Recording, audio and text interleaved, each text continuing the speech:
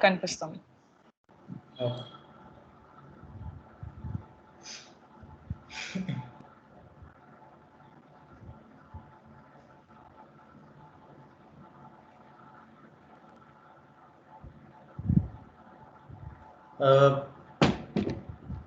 So basically, now let us just discuss about this basic architecture of a computer system.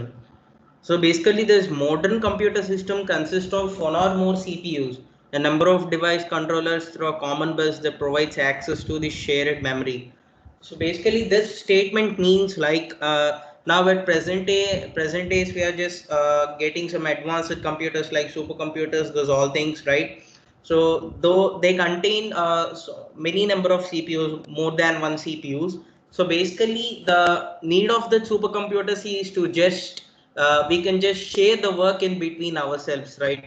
So working on one big project by only one person takes more time than that of working of four people on one project. So basically it can just perform more number of multiple tasks. Basically a computer can perform multiple tasks, but in this supercomputers we can just perform so many multiple tasks. So for performing those tasks we need some good operating systems. So this CPU and device controllers can execute same time competing for memory cycles. A memory controller is provided whose function is to synchronize access to the memory. So basically this memory controller is provided as a function to just synchronize the access to the memory. So it can just perform four tasks at a time and can also just allocate the memory for at the same time. So important terms we need to just remember is this bootstrap program. So initially this program is just when the system is powered on. So I think these are the terms which we had just listened in our previous classes in computer organization. So these are some of the important terms which we need to learn in this operating systems also, excluding this Linux. Excluding the Linux, the basic operating systems need to be learned with this some basic things.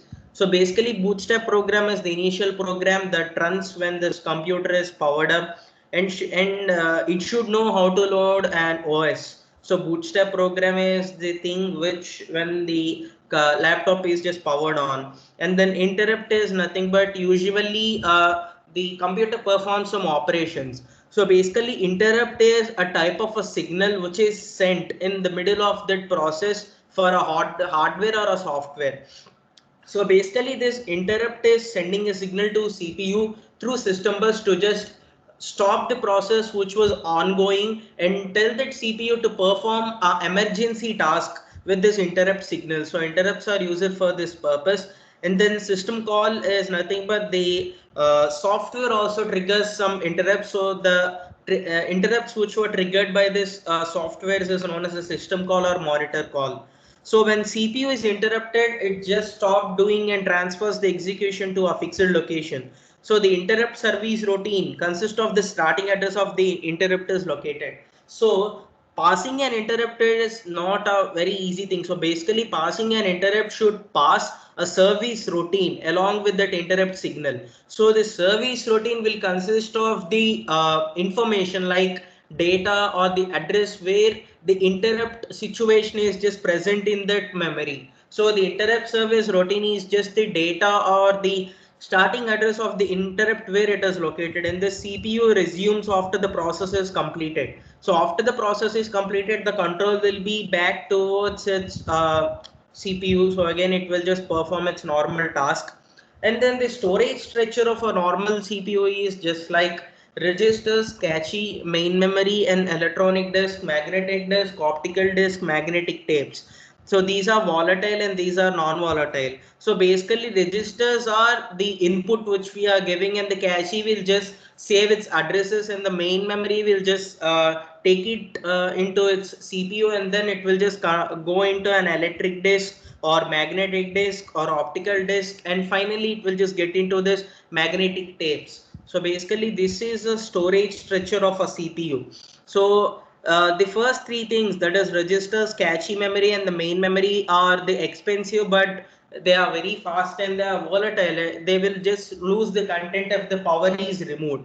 And then the remaining are the non-volatile, such as these examples are CDs, floppies and hard disks. So these are the examples for non-volatiles. And IO structure. So basically storage is only one of many types of IO devices within a computer. A large portion of the code is dedicated to manage IO. It's important how IO is managed. A general computer consists of CPUs and controllers connected to a common bus. So basically IO structure plays a crucial role in the managing of an operating system and both CPU. So basically IO structure, it is nothing but giving the output and giving the input and expecting for a better output. So the large portion of a code is dedicated to manage those input and output. If it crashes, then the client or the user may not use this system or the device properly. So basically IO structure plays a crucial role in maintaining a proper operating system or the CPU. And then basically device controller is just nothing but it can just act like a signal. So it is basically it is maintaining this local buffer storage and set of special purpose registers. So this local buffer storage is nothing but the data which is already stored in this controllers. So basically the local buffer storage doesn't require any extra space. They were already inside this device controllers. So if the user uses some applications through this device controllers, then device controllers will just give the local buffer storage which is having in it, and it will just use it in the application. So if any other application which was outside from this device controller is occurred, then some of the set of special purpose registers are used to just manage the things there. So device controller is just maintaining this board to manage things and to give a proper and a smooth usage of operating system to this customer or a client. So basically IO operations are to start the operation, it will just load the appropriate registers within the device controller. As I had said before, when a user just clicks on an application, as Windows is a graphical user interface operating system, so we will have icons in this start, and also we will have icons on our desktop. So if we just click on that icon, then it will just open an application. So opening an application is nothing but gaining some memory. So gaining some memory will be done with the help of this registers. So registers will send a command, and from cache we will just get the address, and from address we will just get inside the main memory, and we will just search for the things in this non-volatile. They are the contents where they will not be removed without the involvement of a power or electricity. So basically they will just search for this appropriate data registers, and then registers are examined by the device controller and decides how to take the next step. So basically if the data is inside this device controller, then no need of this special purpose registers, and then transfer of the data from the device to its local buffer takes place, and then after transfer gets completed, it gives an interrupt that it has finished. So if this transfer of the data to this local buffer is finished, then it will just give an interrupt. So that interrupt will just get on to this application, and then that application will appear on our screen to use it as a user interface. So basically this interrupt plays a crucial role in opening of an application in a operating system. So it returns the control to this operating system. After this application is opened, then the user can use that with the help of this interface. And then this is a block diagram where we can just get some clarity about this. So instructions and data. So with the instructions and we need to just get from this device. So this device will have this IO requisite. So requisite, it is nothing but, so device will just get some give some input, then it will just get into the CPU cache memory, and it will just get this address and instructions, and then it will just get into this instruction execution cycle, and then it will just check for this instructions and data, and then data will come back to this cache, and this cache will get into this CPU, and CPU will just get into this device. So if any interrupt occurs, then it will also just get into this cache. Madhav. Yeah. Wait, a bit slow over here. You just faster. Yeah. Yeah, okay, fine.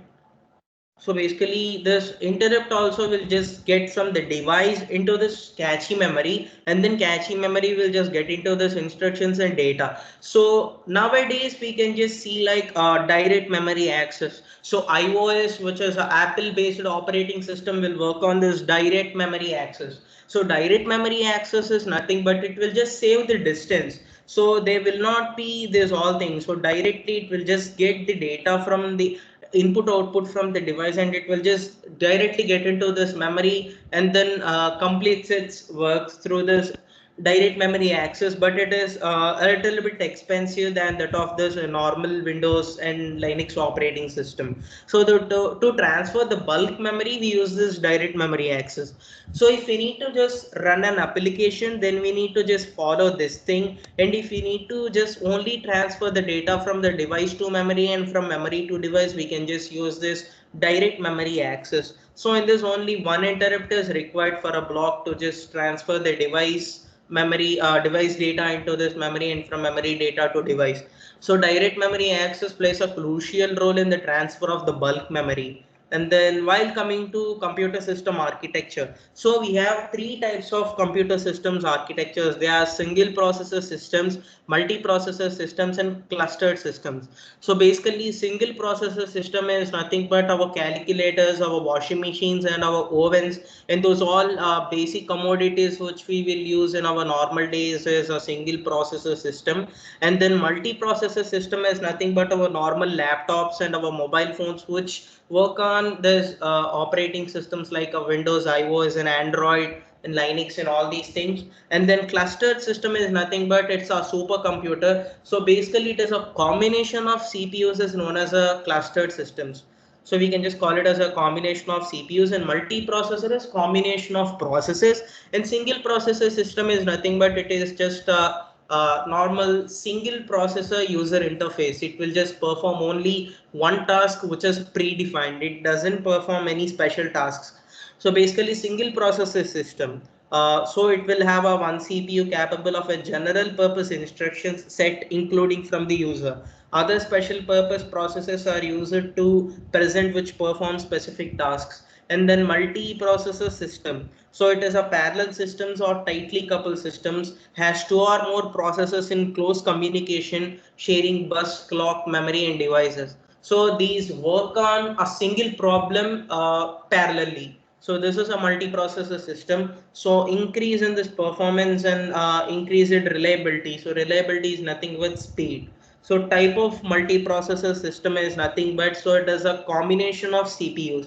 So combination of CPUs working on a single project is nothing but this multiprocessor. But in multiprocessor systems there are two types. There are symmetric multiprocessing and asymmetric multiprocessing. So symmetric multiprocessing, it is nothing but three CPUs working on a single project. Like each CPU has its own instructions, own clock signals, own timings, and own everything signals. So own interrupts and all these things. So symmetric multiprocessing is a bit slow than that of this asymmetric. So asymmetric is nothing but as of symmetric, there also will be only three CPUs, but one CPU. Let us consider in the case of four CPUs, as I had just drawn the figure like that.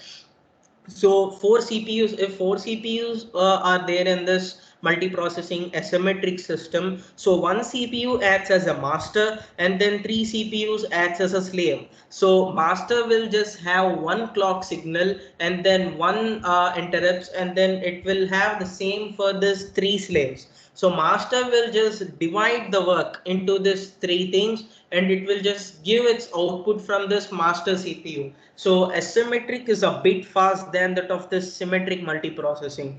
And then cluster system is nothing but it will just gather some multiple CPUs to accomplish computational work.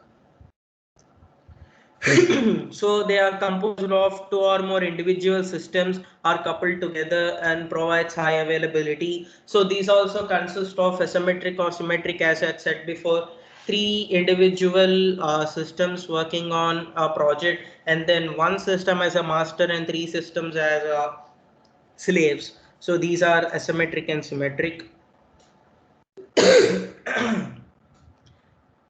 one second guys.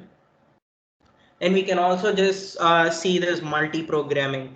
So multi-programming is nothing but it will just keep this CPU and IO devices busy all time. So basically, if this multi-programming is not available in our operating system, then this operating system will just give the instruction to first one and first to second.